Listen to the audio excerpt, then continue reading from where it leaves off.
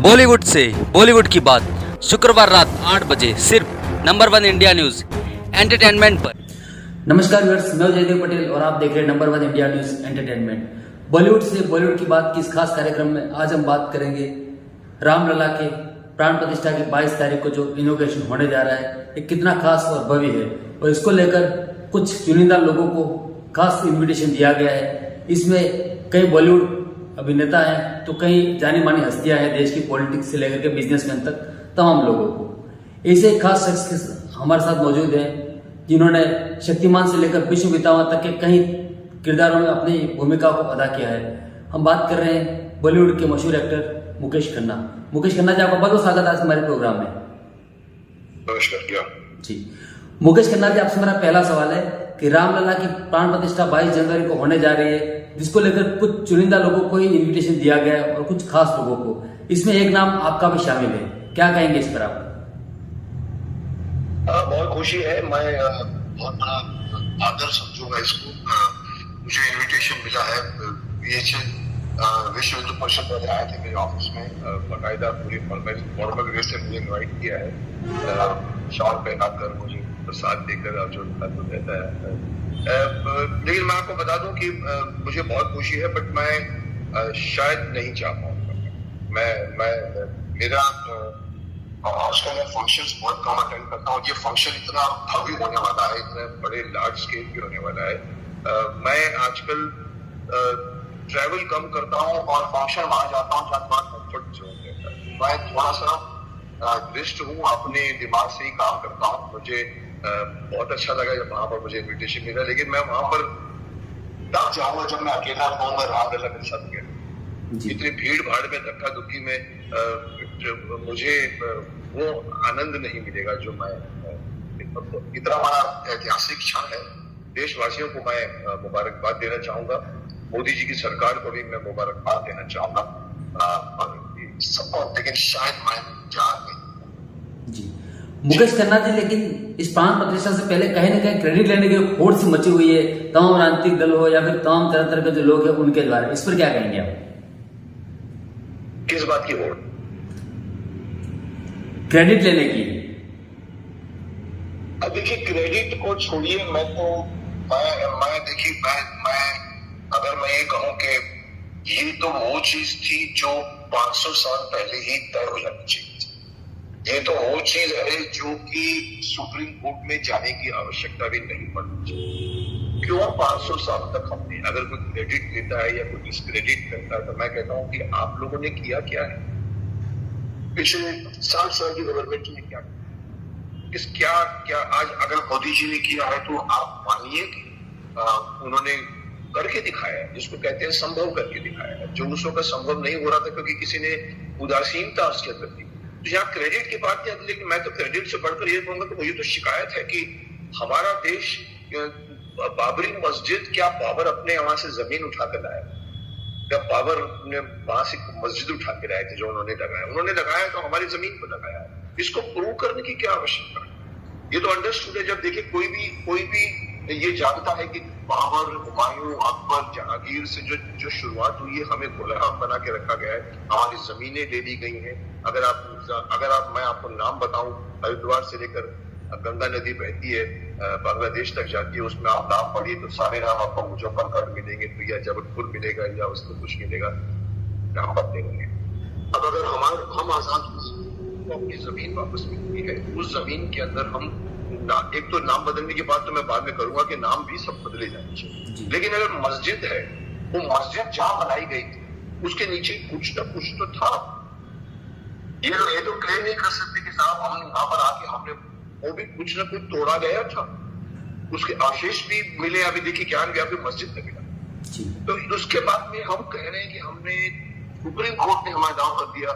मैं ये कहता हूँ कि साहब सुप्रीम कोर्ट की क्या आवश्यकता थी साहब? ये आपका क्लेम था, क्लेम करना चाहिए। आप ऐसे हिंदू अगर ये नहीं बोल सके कि ये हमारा देश है, शर्म चाहिए। मैं तो एक कदम आगे करूंगा कि ये तो ठीक है, एक बहुत बड़ी उपलब्धि है, राम मंदिर का आकार हो रहा है, बन रहा है, पर मैं समझता हूँ देश को भारतवर्ष बना दीजिए वापस। देश को अखंड राष्ट्र बनाइए। आपको हिंदू राष्ट्र बनाने में कौन रोकता है साहब? आप 80% हैं और आपका ये हिंदुस्तान है। जो भी आए सब बाहर से आए, आप इससे डरते हैं, वोट राजनीति से डरते हैं, पॉलिटिक्स से डरते हैं। मैं एक कदम आगे बढ़कर मैं इस उपलब्धि की घड़ी को खराब नहीं करना चाहता। ये बहुत बड़ी उपलब्धि है, मैं सबको बधाई दूंगा, पर मैं ये भी कहूंगा कि साहब ये तो एक शुरुआत है, आगे बढ़िए और हिंदू राष्ट्र घोषित कीजिए, अखंड देश को घोषित कीजिए, तब मुझे वहां मजा आएगा, तब मैं ताली बजाऊंगा, मैं समझूंगा क्या जी। बाकी तो बहुत बड़ा भव्य बनेगा, मुझे मालूम, मैं तो कह चुका हूँ पहले भी, इतना भव्य बनाइए कि लोग बाहर से आगरा के ताजमहल को देखने को ना आए, लोग अयोध्या के राम इतना भव्य बना और बन रहा, आप देख रहे, सब देख रहे, पूरे वर्ल्ड में। जी मुकेश खन्ना जी, 500 साल के एक लंबे इंतजार के बाद रामलला अपने जगह पर कहीं के विराजमान होने जा रहे हैं। ऐसे में पूरा देश एक राममय हो रहा है और हमको दिखाई भी दे रहा है कहीं ना कहीं। ऐसे में देशवासियों से आप क्या कहना चाहेंगे हमारे माध्यम से?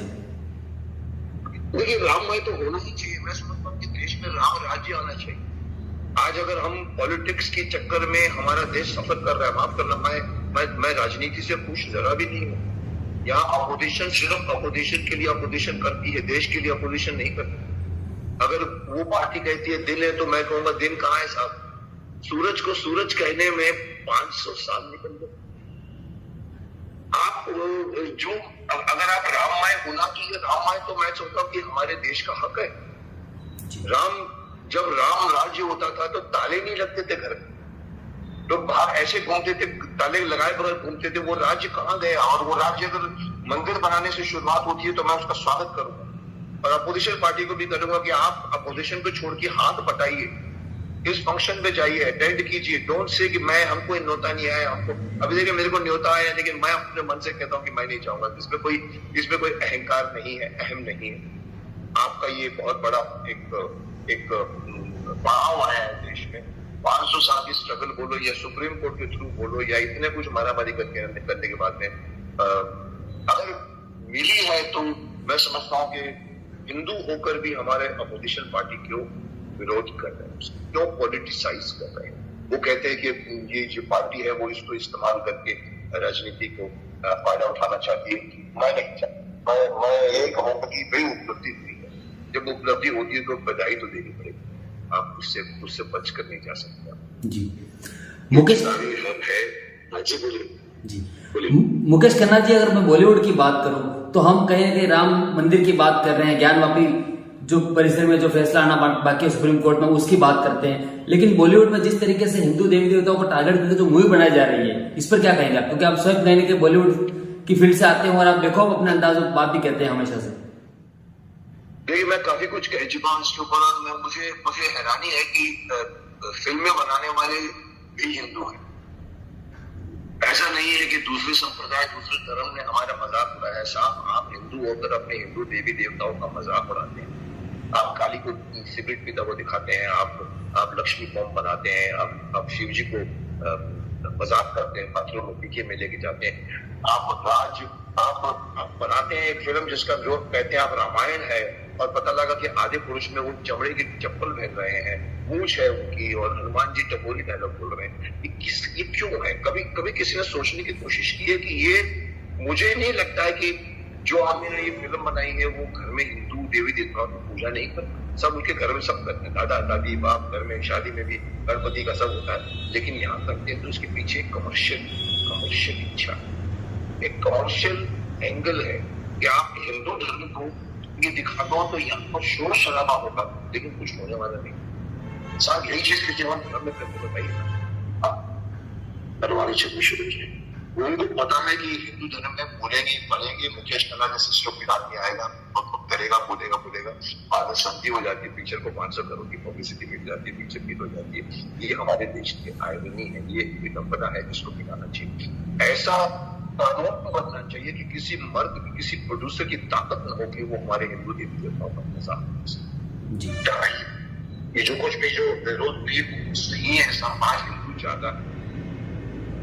मैं कहता हूँ और चाहिए, you have to make yourself feel that you are 80%। आप 80% पे, आप 80 पार्ट में डिवाइड हो गए। तो मुझे शिकायत है, बहुत कुछ शिकायतें हैं कि हम अपने धर्म को धर्म के नाम से नहीं, हम लेते हैं तो लोग मतलब हम सांप्रदायिक, और कोई धर्म के नाम करता है तो कट्टरता कहता है उसको अलाउड है, हमको अलाउड। हम जैसे ही करते बोलते हैं अरे साहब ये तो राजनीति है, ये तो वो है। साहब कहीं ना कहीं आपको शर्म आनी चाहिए कि आप अच्छी चीज को भी अच्छा चीज नहीं बोलते। मुझे नहीं पता कि ये सनातन धर्म का विरोध क्यों होता है, सनातन धर्म के खिलाफ क्यों जाते हैं, जबकि मैं तो यहाँ तक कहूँगा कि जितने भी हमारे यहाँ पर क्रिश्चियंस हैं या मुस्लिम्स हैं साउथ में या इधर, वो सब कन्वर्टेड जी। अगर उनकी आप कुंडली निकालिए, आप जो हमारे हरिद्वार में होता है कि आपके दादा के दादा के दादा का नाम है, आपको मालूम पड़ेगा किसी का नाम गांधी है तो किसी का नाम कुछ मंसूर कर लीजिए, ठीक है आप हमारे भाई हैं, हम हमारे साथ रह रहे हैं। आप सिर्फ इतना बोल दीजिए कि हाँ साहब हम पहले थे, हम नहीं साहब हम आए, हम आप क्या बाबर की जगह से तो उनकी आप नहीं है, आप यहाँ आए हैं, यहाँ के लोगों से मिले हैं, शादियां की है, बच्चे पैदा किए, आप जैसे कि मैंने निंदा मुझे मत छेड़िए, मैं इस बारे में बहुत कुछ बोल चुका हूँ और बोलना भी चाहूंगा। अभी तो ये मैं तो चाहता हूँ कि एक शुरुआत हुई है राम मंदिर का, एक साक्षात्कार हुआ है, राम मंदिर बना है, राम मंदिर बनने जा रहा है, लेकिन आगे बढ़ के आप इसको अखंड भारत बनाइए, आप राष्ट्रपति जी। क्या जी मुकेश खन्ना जी, अब आपसे मेरा एक रैपिड फायर राउंड है जिसमें आपसे सवाल करूंगा, 2 ऑप्शन दूंगा, आपको एक सेलेक्ट करना है या आप उसको पास ऑन भी कर सकते हैं। बॉलीवुड में भीष्म पितामह का रोल निभाना या शक्तिमान का रोल निभाना, कौन सा ज्यादा सुखद अनुभव? फिर से बोलिए, सेकंड अगेन रिपीट कीजिए, कुछ समझ नहीं आया जी। बॉलीवुड में भीष्म पितामह का रोल निभाना या शक्तिमान का रोल निभाना, कौन सा ज्यादा सुखद अनुभव देता है आपको? देखिए भीष्म पितामह का रोल मुझे सुखद अनुभव देता है कि भीष्म पितामह ने मुझे अपना करियर बनाया। आज लोग बड़े बड़े उम्र के लोग मेरे से आशीर्वाद मांगते, वो एक शुभकामनाओं का रोल है। बाकी शक्तिमान समाज को परिवर्तन ला सकता है, इसलिए उसमें भी खुशी है जी। बॉलीवुड में विदाउट बैक सपोर्ट नए कलाकारों को कार्य का नहीं मिलना, बॉलीवुड में नेपोटिज्म या नए कलाकारों पर विश्वास नहीं कर पाना? देखिए मैं 40 साल पुराना एक्टर, मैं खूनी आई के दर्द सर, मैं भी गुजर चुका हूँ उस जमाने में जब ये होता था कि आपकी फिल्म अगर चलेगी तो आपको 10 लोग बनेगी, आप अच्छे एक्टर हैं तो भी नहीं मिलेगी, लेकिन अगर आप बुरे एक्टर हैं तो भी अगर आपकी फिल्म चल जाती है आपको मिलेंगे। नेपोटिज्म तो नहीं है, लोग यहाँ पर फायदा देखते हैं कि कोई किसी का माई बाप नहीं इस इंडस्ट्री।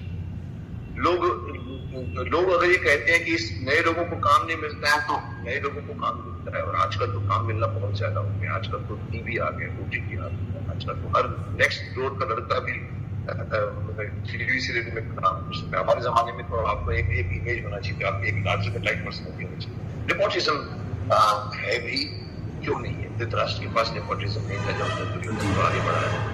आज कोई बाप अपने बच्चे को या दमाग को आगे बढ़ाए तो उसमें कोई हैरानी की बात नहीं, बट यह मेहनत बहुत है। आप पहचान से भी नहीं आओ तो भी बन सकते हो, पहचान से आओगे तो 1 किलो मिलेगी, 2 मिलेगी, बाद में आप है क्या जी। बॉलीवुड में हिंदू समुदाय को बार बार टारगेट करना, ये बॉलीवुड में राजनीति का श्रेय या फिर हिंदुओं का ज्यादा सहिष्णु होना? सर सहिष्णु क्या आप सहिष्णु उसको बोलते हैं कि एक गाल पे तमाचा मेरे को मार दिया तो मैं दूसरा गाल आगे कर दूं, क्या वो सहिष्णु? सर आज सहिष्णु की परिभाषा बदल गई। आज वो गांधी जी की परिभाषा नहीं चलती कि भाई एक गाल पे मारा दूसरा गाल, ऐसा दूसरा आगे दूसरा थप्पड़ मारेगा। आज अगर ये सब कुछ जो हो रहा है वो मैं समझता हूँ हिंदुओं की कमजोरी है, जो दूसरे धर्म वाले नहीं करते, उनकी मजबूती है। आज हिंदू धर्म के खिलाफ अगर कोई बनाता है तो हिंदुओं की सहिष्णुता नहीं बोलूंगा मैं, हिंदुओं की कायरता बोलूंगा। आपके सामने सब कुछ हो रहा है, आप एकता नहीं, ऐसे हिंदुओं में मैं बहुत कोशिश की मैंने अभियान चलाया है कि आप हर मंगलवार को मंदिर में जाके बैठो, आधे घंटे के लिए, जैसे वो लोग नमाज पढ़ते हैं, आप आधे घंटे बैठो, तब जाके 80 करोड़ लोग एक हो सकते। So problem is not सहिष्णु, problem is that they are indifferent to their धर्म। जैसे कि हमारा धर्म नहीं है, हमारा धर्म करना है, हमारा धर्म जीना है साहब, लेकिन धर्म जीना है साहब, आप धर्म को धर्म समझिए। आप यहाँ से निकल के लोग हरिजन जाते हैं, बाहर चले जाते हैं, क्रिश्चियन बन जाते हैं, मुस्लिम बन जाते हैं, आपके सभी तो कहीं ना कहीं मैं इसको हिंदुओं को ही जी ब्लेम कर रहा हूं। जी। रामलला प्राण प्रतिष्ठा कार्यक्रम का विरोध करना राजनीतिक एजेंडा या फिर मुस्लिम वोट बैंक की चाहत? दोनों चीजें, राजनीतिक एजेंडा भी है, वोट बैंकिंग का भी। देखिए, विपक्ष को लगता है कि उनके हाथों से जमीन खिसक नहीं चलता है। इसके पहले भी मोदी जी ने इतने कुछ काम कर दिए हैं, उनके मोदी जी के हर एक काम उनको ऐड करता है, उनकी पार्टी में स्ट्रेंथ पर। आज राम लल्ला बन जाने या विधानसभा की पूरी पार्लियामेंट की नई बिल्डिंग बन जाना या बड़ी बड़ी चीजें जो मोदी जी ने करवाई हैं, हर एक चीज डेफिनेटली मोदी पार्टी के क्रेडिट में जाए। भले वो जानबूझ के कर रहे हैं कि नहीं कर रहे हैं, हर काम बोलता है। हमारे यहाँ पर काम नहीं करते, सिर्फ बोला बोली करते। ये अगर विपक्ष पार्टी इसका विरोध करती है तो उनको मालूम है कि उनके हाथ के अंदर से मिट्टी खिसकती चली है। इस राम मंदिर का फायदा शायद बीजेपी को होगा, ये हर आदमी खुलेआम बोल रहा है। अरे साहब, ये तो मंदिर तो है, ये तो आपने इनको ऐसा बनाया, कुछ भी किया तो है ना साहब। जो दिखता है वो सच हो, जो चार दीवारी में जो सामने आपको फ्रेम में दिखता है वो कितना भी करो पब्लिक देखेगी। अब अभी नए हथकंडे मिलाए जा रहे हैं, चाहे इंडिया की पार्टी बन जाती है, चाहे जो पूरे देश में भ्रमण करने वाले हैं कोशिश कर रहे हैं, पर मुझे नहीं लगता मोदी जी को कोई दिक्कत है, कोई दिक्कत जी। और बोला भी नहीं, जिस दिन मोदी जी हट जाएंगे आपका देश 50 साल पीछे चलेगा। जी। मुकेश खन्ना जी, आपसे मेरा एक आखिरी सवाल है कि आपका एक करियर कहीं ना कहीं बेखौफ अंदाज की वजह से एक विवादित भी रहा हुआ है, तरह तरह के विवाद आपका पीछा छोड़ने का नाम ले लेते हैं, इस पर क्या कहेंगे आप? क्या ये बेखौफ जो आपका जी बोलिए, क्या आइन में क्या आपने? जी, आपका बेखौफ जो एक अंदाज है उसकी वजह से विवाद आपका पीछा नहीं छोड़ते हैं या फिर ये एक आपका अंदाज ही है? सर, मैं देखिए अपने दामों पे जीता हूँ। मैंने किसी प्रोड्यूसर के सामने हाथ नहीं दिया आज 40 साल। जो कुछ काम मिला है वो मेरी स्ट्रेंथ की मिला और मुझे संतोष मिला। करोड़ों रुपए मैंने नहीं कमाए, लेकिन अरबों रुपए की मैंने गुडविल कमाई है, मेरे लिए वो कमाई। उसमें मेरे बेखौफ अंदाज की वजह से कोई प्रोड्यूसर मेरे को काम नहीं देता है, मत देखो। मैंने मांगा नहीं है आपसे साहब। अगर मैं आपकी फिल्म में शूट करता हूँ, आप अगर मैं आपके रोल में शूट करता हूँ तो आप मुझे लीजिए और लेंगे। मेरी एक फिल्म चल जाएगी, ये सब लाइन लगा के हमारे यहाँ पर ये होता है एक दिन फ्राइडे चलना चाहिए। तो मेरे बेखौफ अंदाज से कई लोग ने मुझे कहा, सर आप ऐसा बोलते हैं, सर सबके बारे में बोलते हैं, ड्रग्स के बारे में बोलते हैं, सर इंडस्ट्री के बारे में कोई नहीं बोलता है, सर आपका भी वही हाल होगा जो सुशांत जी का हुआ था। मैंने कहा हुआ है, मेरे को मैंने भीष्म पितामह और शक्तिमान 2 रोल में पाकर मेरा तो किसी बड़ी बात नहीं है, मेरे पास बहुत कुछ है। मुझे कोई एम्बिशन नहीं है कि किसी को बोलूं मुझे काम दीजिए। मैं अगर कोई और काम नहीं देगा तो मैं खुद बनाऊंगा, मैं खुद प्रूव करूंगा। बिकॉज सब मुझे कहते हैं, सर मुकेश खन्ना जैसे आर्टिस्ट कहाँ है सर किधर है आप? क्यों नहीं आप OTT में आते? सो मैं देख रहा हूँ, बट मैं भी अच्छा ऑफर नहीं मिली। और मेरा ये अंदाज है, आप जो पूछ रहे हैं कि ये मेरा अंदाज है या मैं एक्टिंग करता हूँ, नहीं साहब, मेरे अंदर से करता। कोई भी आदमी इतनी बड़ी एक्टिंग नहीं करेगा कि मोदी जी के खिलाफ हो जाएगा, जबकि मैं मोदी जी की पार्टी का आदमी हूँ। लेकिन मुझे जो चीज पसंद नहीं आती मैं बोल देता हूँ, साहब ये बनाइए ना, साहब आप बुलेट ट्रेन बना रहे हो, बिहारी लोगों के लिए 50 ट्रेन बनाओ ना, बेचारे कुचल के जाते हैं। कि मुझे नहीं बोलना चाहिए क्योंकि मैं कांग्रेस पार्टी हूँ, लेकिन मैंने बोला क्योंकि मैंने देखा है कि उनकी गाड़ियों में बेचारे रिजर्व टिकट देने के बावजूद उससे पड़े सब लोग। मेरे ऑफिस में इतने आदमी बिहारी काम करता, मुझे सब रिपोर्ट, मैं बोलता बुलेट ट्रेन बाद में बनाइए, आप बिहारियों के 50 सिंपल ट्रेन बना दीजिए, एक बाथरूम दे दीजिए और सोने की रिजर्व टिकट दे दीजिए। This is not something that I am acting, this is मेरा ये अंदर का रोष। अभी भी देश में बहुत कुछ करना, ग्राउंड लेवल पर अभी भी देश में मोदी जी की सरकार को बहुत कुछ करना। मैं शक्तिमान होता तो मैं 10 गुना जल्दी कर सकता, आपको हर आदमी को शक्तिमान करना पड़ता। So both things are there. Public को भी सुधरना पड़ेगा। So दोनों चीजें सब। तो ये बात नहीं है कि मैं उससे नाराज हूँ। ये साथ मैं हूँ, आप हैं, चलिए मिलते हैं, बात करते हैं, आपको चाहिए तो लीजिए। मजा तब आता है जब मेरी जरूरत आपको है, आपकी जरूरत मुझे है, काम करेंगे तब मजा।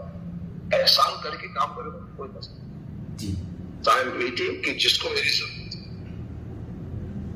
मैं कई बार कह चुका हूँ, मैं विलन नहीं, मैं दाढ़ी नहीं लगा, अभी मैंने ऐड कर दिया मैं रोमांटिक सीन नहीं।